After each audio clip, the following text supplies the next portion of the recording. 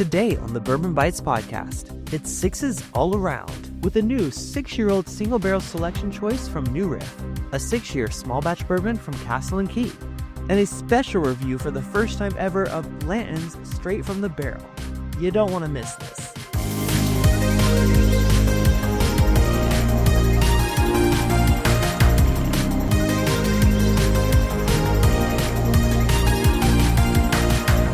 Hello, everyone, and welcome back to the Bourbon Bytes podcast. I'm your host, Clifton, and today is Thursday, July 10th, 2025.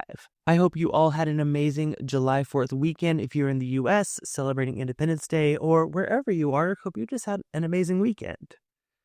Like I mentioned last week, we made a trip to Las Vegas.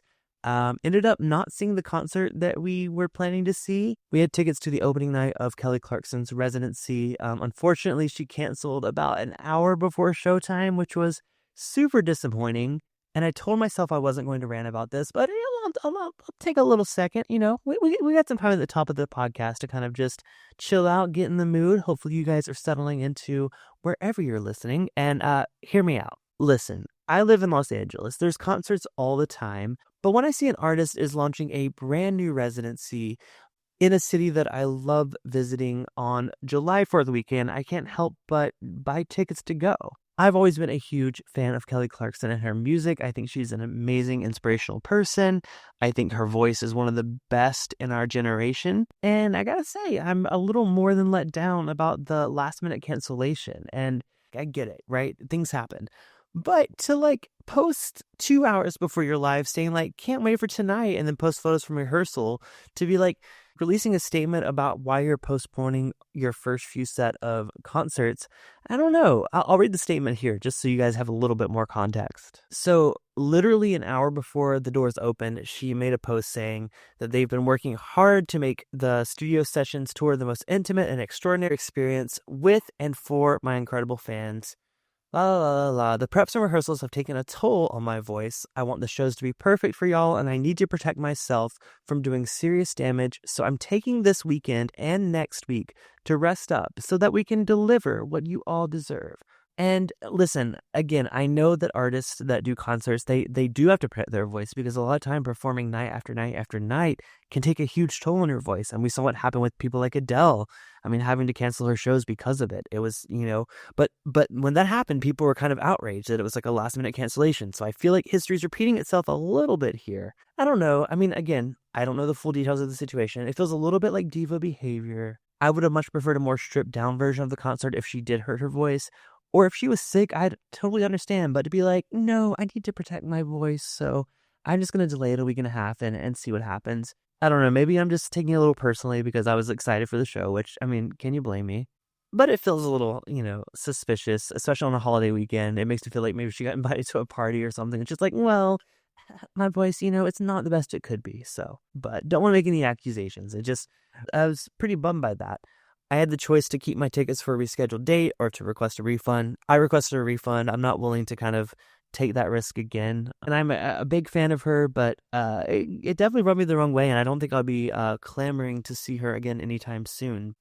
Again, not doubting her talent, and there probably is more to the story than what I'm seeing. I'm just saying the statement was a little tone deaf to release that an hour before the doors open, have, hundreds, if not thousands of us lined up at the door to go into the concert and be yeah, I don't want to hurt my voice, so I'm not going to perform. Anyways, that's not what you guys are here for. Y'all are here for a bourbon podcast.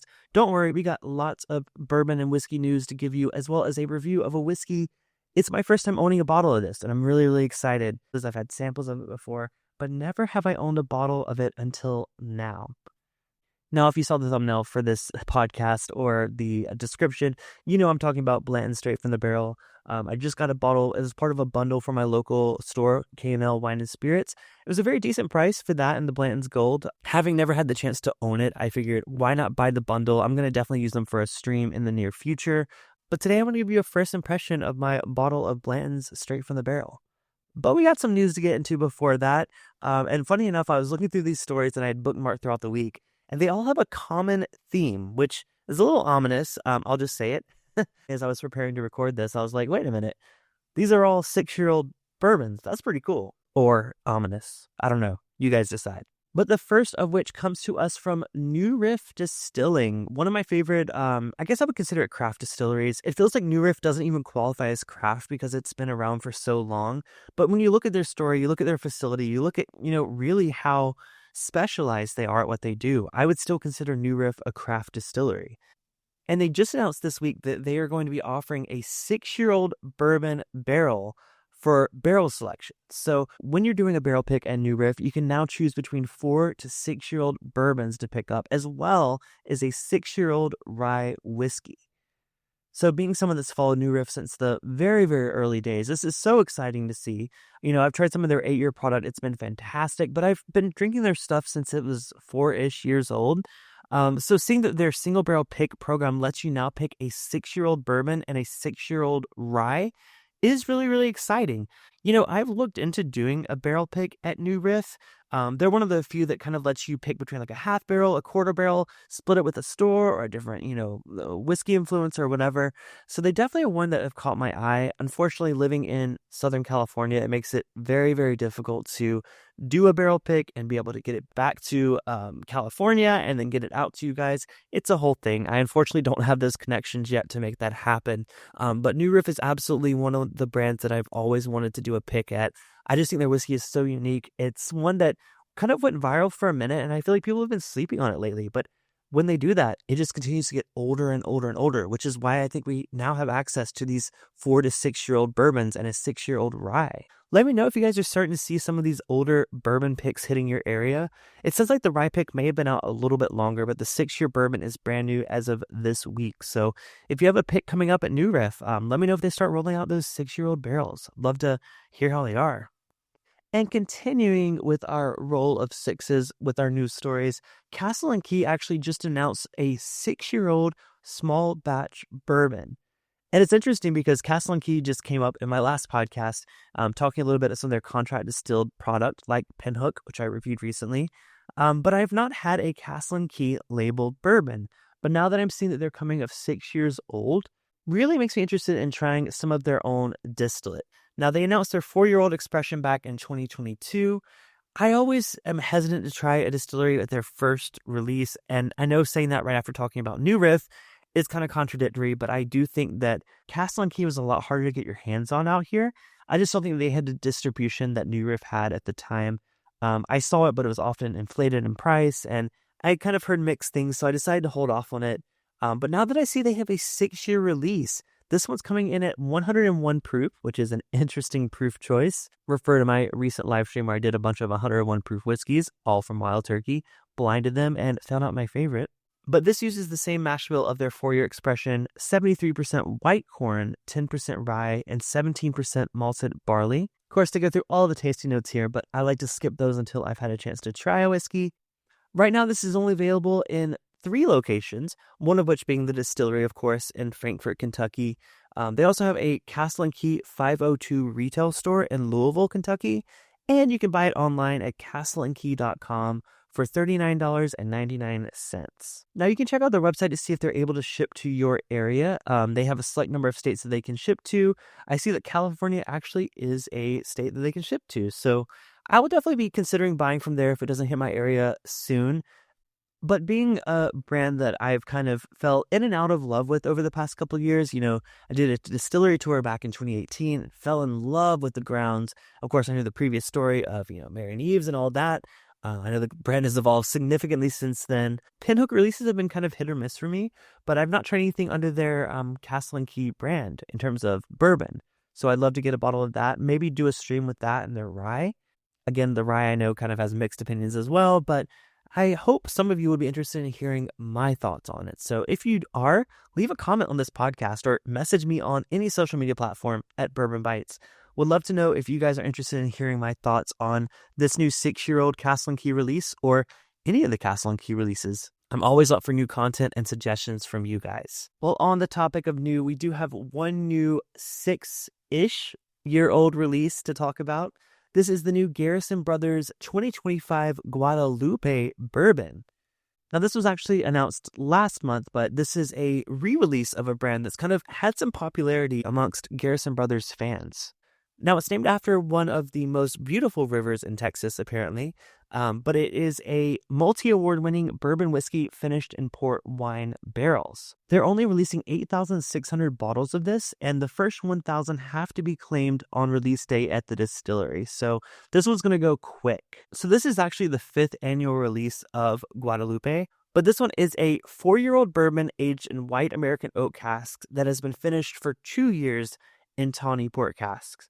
So you see what I'm saying about it being kind of 6 years old. I think legally they have to call it a 4-year-old bourbon finished for 2 years. So, but in the scheme of things, if you are a true bourbon lover, you know that basically means it is a 6-year-old whiskey. Whether or not we can call that officially on the TTB label, that's up to them. But for me, that is a pretty old Texas bourbon. And what makes this even more interesting is not only do they mention that Texas has wild temperature swings, which we all know, but this one's actually been proofed down with rainwater that was harvested from their 68-acre ranch. And they're saying the devotion to clean environment is a big part of what makes Garrison Brothers legendary. It's interesting because as someone that's kind of followed Garrison Brothers for a while, I wouldn't have thought that that's one of their focuses, but apparently that's what they're highlighting with this Guadalupe release. So the standard release is going to come in at 107 proof and be released at $149.99. However, 1,000 bottles of this whiskey will be proofed at cask strength, so ranging from 123.9 to 129.8 proof. And those bottles are going to be $220. But it's exciting to see that they're going to take $50 from each of those cask strength releases and donate it to Gulf Trust, which is affiliated with the Texas Parks and Wildlife Foundation and has a big focus on protecting Texas's coast and Gulf.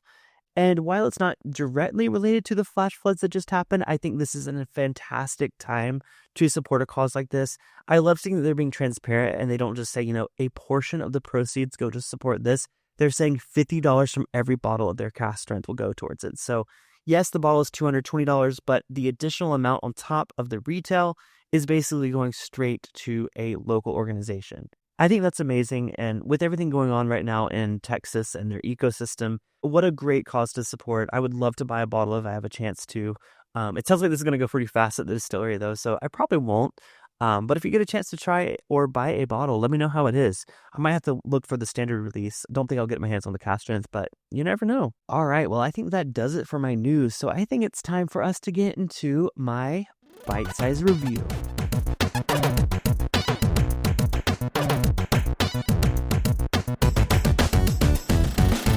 All right, well, as I hinted at earlier on this podcast, I got my first bottle of Blanton's straight from the barrel. And I know that makes me sound full tater, but I will say I've had this before. I've tried samples from friends. I've tried a bunch of the Blanton's lineup, actually, but I've never owned a bottle of straight from the barrel. So I'm very, very excited to get my hands on this one.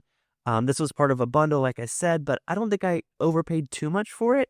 It came with this and the gold, which I'll be doing a live stream on YouTube soon, comparing them to the standard Blanton's release.